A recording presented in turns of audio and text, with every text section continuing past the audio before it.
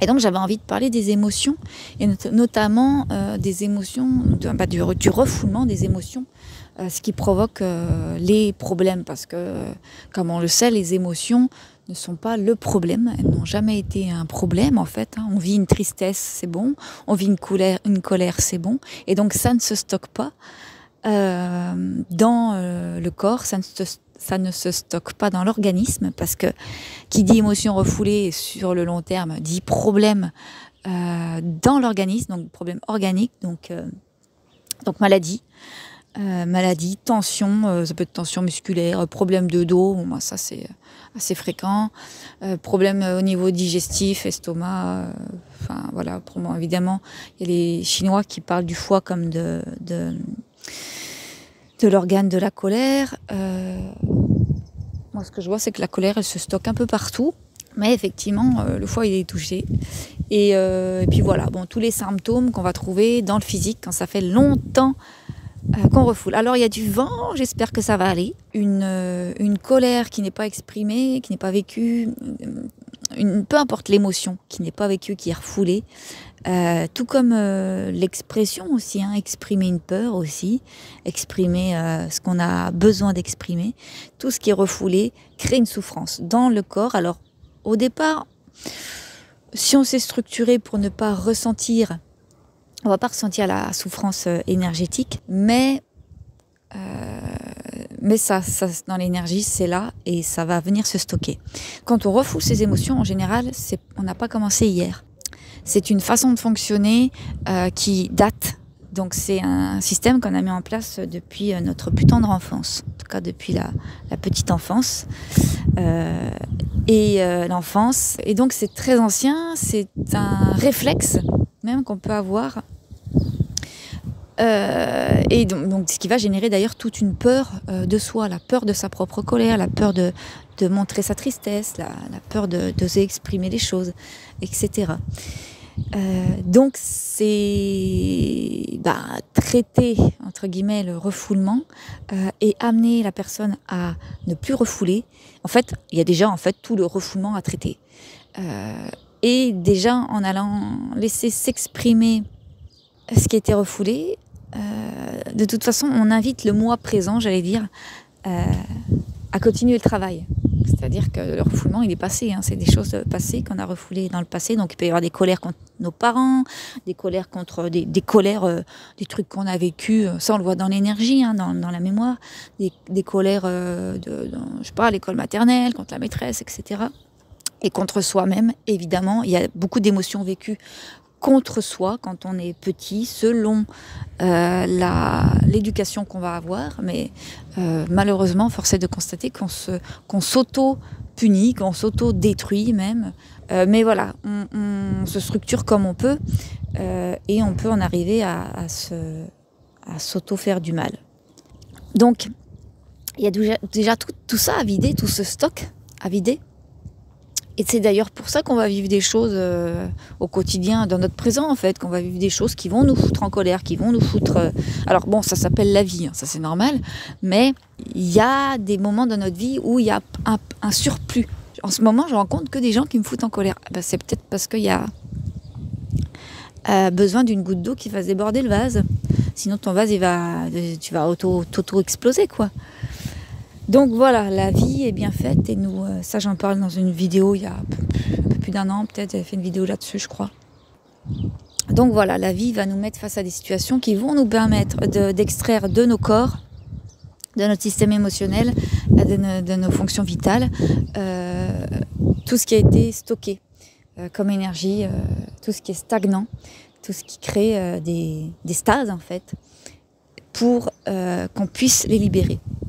Donc si on est dans une sorte de contrôle mental qui vise à réfréner toute pulsion d'expulsion, justement, qui vise à réprimer toute colère, toute tristesse, tout pleur, en fait on s'en sort pas. On continue à stocker, on empêche. C'est comme si le vase voulait déborder, puis on disait non, on met un couvercle. Et donc c'est là qu'il va y avoir les phénomènes plus palpables, donc certaines tensions dans le corps, des problèmes, voilà, tout ce que j'ai cité, qui vont apparaître. Donc ça se fait pas du jour au lendemain, hein, ça prend des mois, des années, des décennies pour certains. Mais voilà, quand il y a besoin de sortir tout ça, il y a besoin de sortir tout ça. Enfin, il y a besoin de traiter tout ce qui est charge émotionnelle refoulée. Et en le faisant, en fait, on se réapproprie son corps. Alors c'est intéressant à le voir aussi, ça. Moi, je trouve que, en fait, on se réapproprie de l'espace. Et il peut y avoir une sensation de se réapproprier son corps, de se réapproprier son âme même. Alors c'est très intéressant. Je fais un petit aparté, je suis obligée de faire ce petit aparté. Moi, j'ai vu des choses que on pourrait qualifier qu'on qualifie même. C'est pas on pourrait, c'est on qualifie de recouvrement d'âme. J'ai arrêté de parler de recouvrement d'âme parce qu'en fait, ce que j'ai vu, c'est que c'était des fragments de nous qu'on avait rejetés, qui étaient stockés quelque part en attente de se libérer de charges, en attente de soins émotionnels, quoi. Et donc du coup, j'ai vu qu'en libérant des émotions en interne, dans le corps énergétique, il y avait ces espèces de petits bouts de nous qui revenaient. Donc je me suis dit, en fait, c'est juste de la libération émotionnelle. Donc j'arrête d'utiliser le terme recouvrement d'âme. C'est de la libération émotionnelle qui nous permet de reprendre de l'énergie qui s'était mise à l'écart. Plutôt que de partir dans un truc mystique type recouvrement d'âme. Mais c'est la même chose. C'est la même chose. Sauf qu'en fait, on peut le faire sans tambour. Parce que moi, je le faisais au tambour, ça, le recouvrement d'âme. Et en fait, on peut le faire sans tambour. Alors, je ferai peut-être une vidéo que là-dessus parce qu'en fait, effectivement, selon les cas, il faut prendre le tambour. Mais bon, mais il y a beaucoup de choses qu'on peut faire sans tambour. Quand on vient traiter tout ce qui est refoulement émotionnel, quand on vient se réparer, réparer notre rapport aux émotions, quelque part, on va ressentir forcément un gain d'énergie. Mais alors après, ne vous illusionnez pas, c'est pas du genre je sors une oh là là, j'ai hurlé tout l'après-midi dans mon coussin, c'est sorti tout seul, ça y est, il y a un truc qui s'est débloqué. Ouais, mais en fait, c'était une goutte dans ton vase.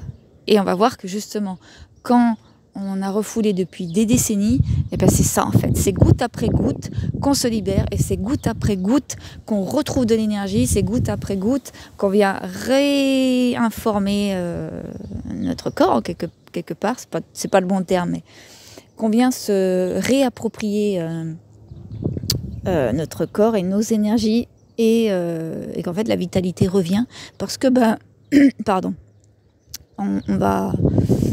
ça va beaucoup impacter le chakra numéro 2, forcément. Donc le chakra sacré, je me tourne parce qu'il y a quand même pas mal de vent. Et donc on va venir réalimenter toute la machine. Parce que si on a un chakra 2 qui tourne à moitié, forcément on est fatigué. Et le refoulement émotionnel peut avoir un impact, on le voit sur le ventre. Même sur la musculature du ventre. Voilà, ça va empêcher l'énergie de circuler librement. Donc, ça n'a pas qu'un impact sur le chakra sacré, mais dans le ventre, on stocke beaucoup de choses. Donc, on sclérose en quelque sorte toute cette sphère-là, intestinale. Et donc, au niveau purement énergétique, le ventre est alimenté par le chakra sacré. Alors, c'est plus compliqué que ça. Il n'y a pas un chakra pour un endroit. C'est plus compliqué que ça parce que les chakras communiquent entre eux. Mais voilà, je ne vais pas faire un cours, je simplifie. Alors pourquoi je parle de ça? Parce qu'il y a énormément de gens qui pensent qu'ils peuvent aller mieux sans aller voir leur rapport aux émotions, sans aller traiter en fait tout ce qui est émotionnel. En fait, c'est une base. On peut pas aller mieux, on peut pas sortir d'un état dépressif, on peut pas retrouver une vitalité, on peut pas si on va pas aller voir ça. Ça fait partie du lot. Voilà, parce que notre société occidentale a un réel problème avec l'émotion. On est obligé d'aller voir son rapport aux émotions. Donc, de toute façon, on va aller traiter des choses dans l'énergie qui remontent de la petite enfance. Donc, on va y tomber dessus. On va y tomber, en fait. Qu'on le veuille ou non, en fait, on ne peut pas y échapper. C'est un pan important j'allais dire de la thérapie, en tout cas de la thérapie, du mieux-être, de la réparation intérieure, de sortir de tout ça. C'est tout. Voilà, c'est parce qu'il y a des gens qui s'illusionnent et puis voilà, il faut remettre un peu les pendules à l'heure parfois et leur dire un peu ce qu'il en est. Simplement, on n'échappe pas à sortir d'un état difficile sans aller voir tout ce qui est le système émotionnel. Alors oui, on va aussi aller voir les croyances parce que de toute façon ça va de pair, mais voilà, on ne peut pas échapper à ce travail-là. Je vous embrasse et je vous dis à bientôt.